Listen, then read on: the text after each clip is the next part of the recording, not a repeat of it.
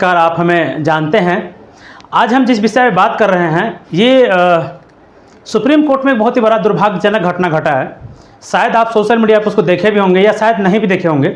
तो उसके माध्यम से हम आज बात कर रहे हैं कार्यपालिका, विधायिका और न्यायपालिका के बारे में। सुप्रीम कोर्ट में एक हमारे ही जैसे कोई नौजवान थे, युवा साथी थे, उत्तर प्रदेश के रहने वाले थे। वो वीडियो हम आपको लगा देंगे, वो वीडियो आप देख लीजिएगा, ठीक है। वो सुप्रीम कोर्ट में खुद के केस के पैरवी के लिए खुद वो गए थे। उन्होंने इलाहाबाद हाईकोर्ट में अपना एक रिट डाला था और वहाँ से जो फैसला आया था उस इलाहाबाद हाईकोर्ट के फैसले को उन्होंने सर्वोच्च न्यायालय में चुनौती दिया था। तो आप पहले उस वीडियो को देख लीजिए, फिर इस वीडियो का हम विश्लेषण करेंगे, एक्सप्लेन करेंगे और बीपीएससी, एग्जीक्यूटिव, जुडिशरी और लेजिस्लेटिव के बारे में थोड़ा चर्चा करेंगे, ठीक है। इस वीडियो का पूरा लेकिन सुनिएगा। तो पहले आप उस वीडियो को देखिए। Are you the party in person? Yes. Prabal Pratap. Yes. Mr. Judicial Servant, I order you to order the registration of FIR against ACP Vikas Nagar Lucknow and You're Duplex ordering me. Technologies. You're ordering us. I am the sovereign and Duplex Technology Services for running cybercrime syndicate in across the country. That's all from my side. Everything is on record in 155 pages of the file. And that's all from my side.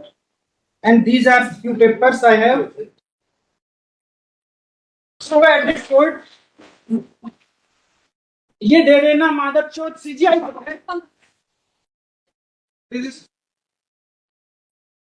उम्मीद करते हैं आप उस video को देख लिए होंगे। तो भाई ने उसमें एक शब्द यूज किया था, जुडिशियल सर्वेंट। मैं इस शब्द से सहमत नहीं। हो सकता है आपको लगता होगा कि नहीं बहुत अच्छा किया, क्रांतिकारी काम किया, लेकिन मेरा व्यक्तिगत मानना है कि ये सही नहीं था। जो भी हुआ ये एक दुर्भाग्यजनक पल था, दुर्भाग्यजनक स्थिति था। सुप्रीम कोर्ट के इतिहास के लिए अच्छा नहीं है।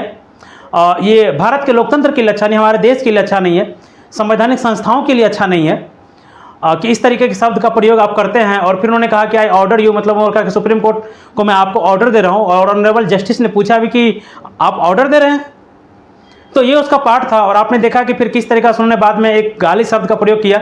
मैं चाहता तो उसको काट सकता था, लेकिन मुझे लगा नहीं, ये वीडियो सोशल मीडिया पर वायरल है तो ये ऐसे की ही ऐसा आप तक जाना चाहिए था। और आप अपना उस पर विचार बना सकते हैं। आप स्वतंत्र हैं, आज़ाद देश का आप आज़ाद नागरिक हैं। बट ये स्थिति आज सुप्रीम कोर्ट में क्यों हुआ? मुझे लगता है कि कार्यपालिका, देखिए ये गुस्सा वो जो लड़का था, जो नौजवान था, जो साथी था, वो यूपी के किसी पुलिस ऑफिसर पे एफआईआर दर्ज करवाना चाहता था। उनका ये कहना था कि साइबर के माध्यम से यहाँ एक सिंडिकेट चल रहा है, मतलब अपराध का एक सिंडिकेट चल रहा है, और वो पुलिस वाले पे एफआईआर दर्ज करना चाह रहा था। तो ऑनरेबल कोर्ट के द्वारा वो आदेश नहीं दिया गया और एफआईआर नहीं दर्ज किया गया। तो वो किसके खिलाफ कोर्ट गया था? कार्यपालिका के खिलाफ ना। यदि कार्यपालिका अपना काम ढंग से करने लगे, सही से करने लगे, संवैधानिक, वैधानिक और नैतिक तरीके से करने लगे, तो अधिकांश केस सुप्रीम कोर्ट में कम हो जाएगा। एक अनुमान है, मैं अनुमान बता रहा हूँ, एग्जैक्ट डाटा ये नहीं, एक अनुमान है कि 50% केस जो सुप्रीम कोर्ट में लंबित है वो कार्यपालिका के खिलाफ ही लंबित है। उसमें स्टेट ही पार्टी है। जैसे अब हमको देखिए, क्योंकि सुप्रीम कोर्ट के प्रोसीडिंग हम भी अच्छे से जानते हैं। वो जो पकड़ा होगा, आपने देखा, वो दिल्ली पुलिस का जवान होता है, वो दिल्ली पुलिस का जवान वहाँ पर आता, पकड़ता, वही पकड़ा था उनको। तो बीपीएससी के खिलाफ हम लोग केस लड़ रहे हैं। बीपीएससी क्या है? बिहार सरकार का एक एग्जीक्यूटिव बॉडी है। ऐसे वो संवैधानिक है, लेकिन एग्जीक्यूटिव का पार्ट है, कार्यपालिका का पार्ट है। तो भाई यदि आप हमारे समस्याओं को सुन लेंगे, आप हमारा समस्या सुन लेंगे, हल कर देंगे, तो फिर न्यायपालिका क्यों जाना पड़ेगा? इसी तरह आप देखिए, अधिकांश केस यदि आप देखेंगे सुप्रीम कोर्ट के या हाई कोर्ट की वेबसाइट पर जाके यदि आप देखेंगे, तो अधिकांश में आपको स्टेट गवर्नमेंट पार्टी मिल जाएगा, स्टेट गवर्नमेंट पार्टी मिलेगा। क्यों भाई?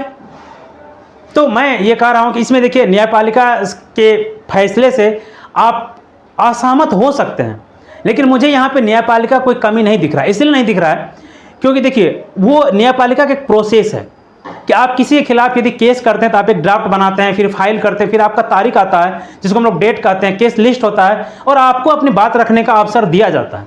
न्यायपालिका ही एक ऐसी संस्था है, एक ऐसी बॉडी है भारतीय डेमोक्रेसी में जो बची है, जो लोकतंत्र को बचा के रखा है, जो आज भी गरीब से गरीब व्यक्ति को सुनता है।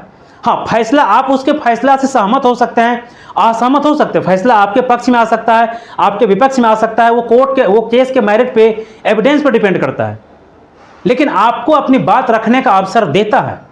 ये तो कम से कम है। न्यायपालिका की हिस्ट्री में कि ये चीज़ दर्ज होता है उसके रिकॉर्ड में कि हाँ, ये आदमी न्यायपालिका गया था, न्यायपालिका इसकी बातों को सुना था। अन एग्जीक्यूटिव बॉडी पे आप जाके देखिए, आपकी बात नहीं सुनता। अब यही बीपीएससी को ले लीजिए, आप कितना बोल रहे हैं, मेल कर रहे हैं, लेकिन कोई जवाब आ रहा है क्या? बात को सुन रहा है? और दूसरी बात, इसलिए उस भाई साहब को कम से कम गाली शब्द का प्रयोग नहीं करना चाहिए था। न्यायपालिका आपको अपनी बात रखने का मौका दिया था। और जोली LLB 2 में एक वो डायलॉग भी है ना, I will see you in court, कि हर व्यक्ति किसी को कह सकता है I will see you in court, मैं तुम्हें न्यायपालिका में देख लूंगा। तो ये भरोसा है न्यायपालिका का भी, और उसी के बदौलत आज न्याय जिंदा है। तो इस भाई ने जो भी कृत्य किया उससे हम पूरी तरह सहमत नहीं हैं, हम उससे असहमत हैं। उनको इस तरह का कृत्य नहीं करना चाहिए था। आप अपनी बात न्यायपालिका में रखते यदि आपके पास वो एविडेंस होता। और दूसरी बात देखिए, और न्यायपालिका का उदारता आप देखिए, अगर न्यायपालिका चाहे उसे कंटेम्प्ट ऑफ कोर्ट में जेल में सजा सकता था, लेकिन न्यायपालिका ने उसे माफ़ कर दिया कि जाओ कोई दिक्कत नहीं। ये है न्यायपालिका का उदारता, ये इसीलिए न्यायपालिका का सम्मान। आज आप देखेंगे, ठीक हो सकता है आपके, लेकिन जो अब आप एग्जीक्यूटिव लेजिस्लेटिव हमारे नेताओं से, ब्यूरोक्रेसी से और न्यायपालिका से तुलना करेंगे, तो आज भी जो साख, इज्जत और रिस्पेक्ट बचा है ना, वो सिर्फ और सिर्फ न्यायपालिका के प्रति है। विधायिका के प्रति, कार्यपालिका के प्रति कोई रिस्पेक्ट नहीं बचा आम नागरिक में। मेरे अंदर तो बिल्कुल भी नहीं है, मैं खुद ओपनली कर रहा हूं, मेरे अंदर बिल्कुल नहीं है। किसी एग्जीक्यूटिव के अधिकारी को लेकर कोई भी नहीं, बिल्कुल सम्मान नहीं है। हाँ, न्यायपालिका को लेकर सम्मान है। तो ये आप अपना विचार इस पर रख सकते कमेंट में, लेकिन मेरा रिक्वेस्ट है कि आप इसको लेकर नेगेटिव विचार मत बनाइएगा,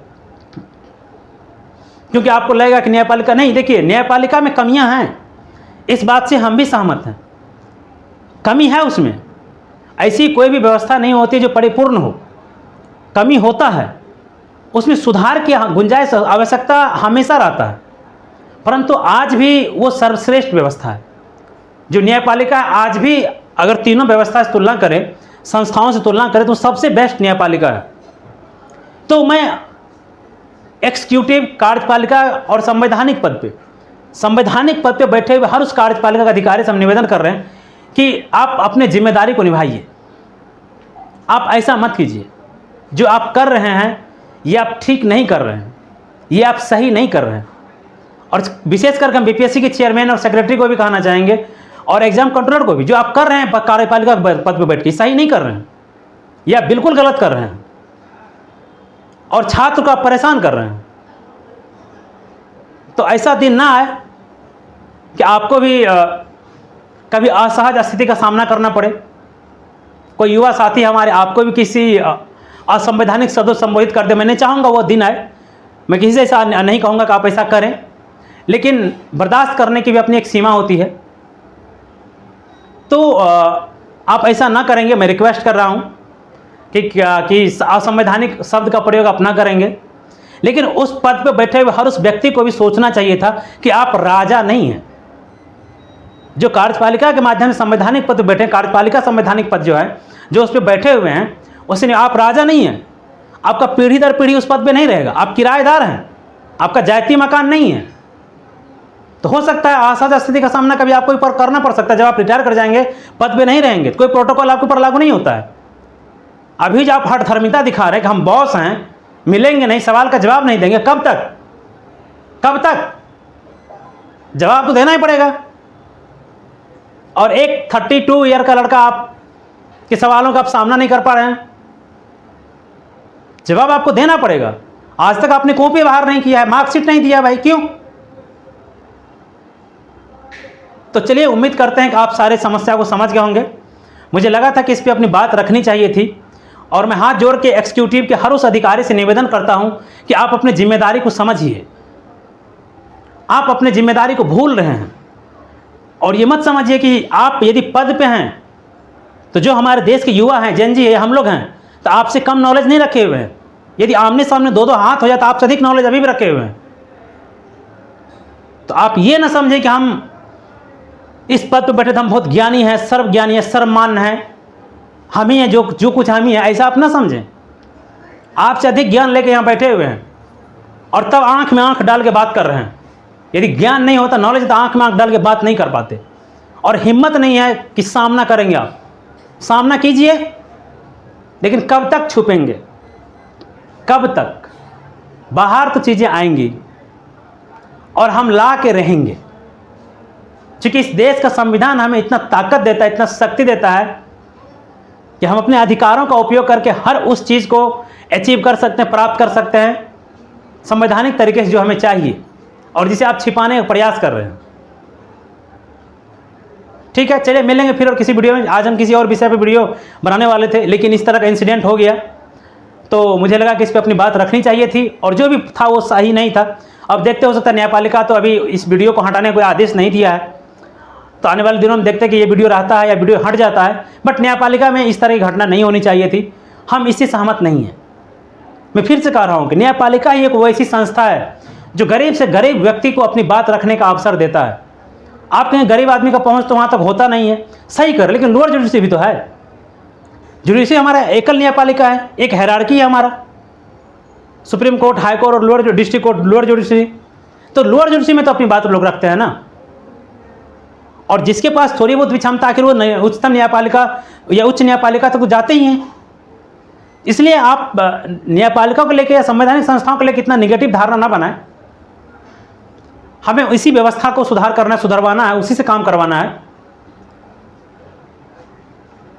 और उसमें सभी का सहयोग चाहिए। तो आप सकारात्मक रहे, बी पॉजिटिव। आप देखिए कि भगत सिंह या महात्मा गांधी मतलब व्यवस्था से कितने नाराज थे, लेकिन कभी हिंसा का, इस तरह के शब्दों का वो सहयोग नहीं करते थे।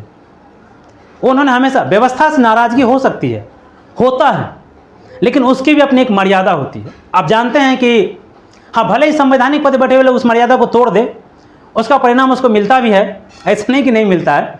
परिणाम उसको मिलता है कि वो अलग थलग पड़ जाते हैं, सब दिन वो राजा नहीं रहते हैं, या अपने आप को जो समझते हैं वो रिटायर भी होते हैं, फिर कोई पूछने वाला उसको नहीं होता है। ये हुआ है कईयों के साथ, आप खुद जानते हैं। और जो व्यक्ति, सपोज कीजिएगा आप आज संवैधानिक पद पर बैठा हुआ है और वो जाति कर रहा है आपके साथ, जिस दिन वो पद पे नहीं होगा आप ही का सामना वो नहीं कर पाएगा, और पद पे रहते हुए भी आपका सामना नहीं कर पा रहा है, तो क्या ये सजा नहीं है? क्या ये भी सजा होता है? ठीक है, तो मेरा मानना है कि आप अहिंसा को सपोर्ट करें, हिंसा को समर्थन न दें। इस तरह के असभ्य या असामाजिक गाली गलौज की भाषा को समर्थन देना मैं उचित नहीं समझता हूँ। एक मर्यादा होनी चाहिए थी, और है भारतीय प्राचीन सभ्यता में भी, हमारे संवैधानिक व्यवस्था में भी, और हमारे लोकतांत्रिक व्यवस्था में भी एक मर्यादा है, और उस मर्यादा का हमेशा पालन होते रहना चाहिए था। चाहे पीड़ित पक्ष हो या शासक वर्ग हो या शासन के अधिकारी हो, उसके द्वारा भी उस मर्यादा का, संवैधानिक मर्यादा का, नैतिक मर्यादा का, कानूनी मर्यादा का पालन होते रहना चाहिए था। चलिए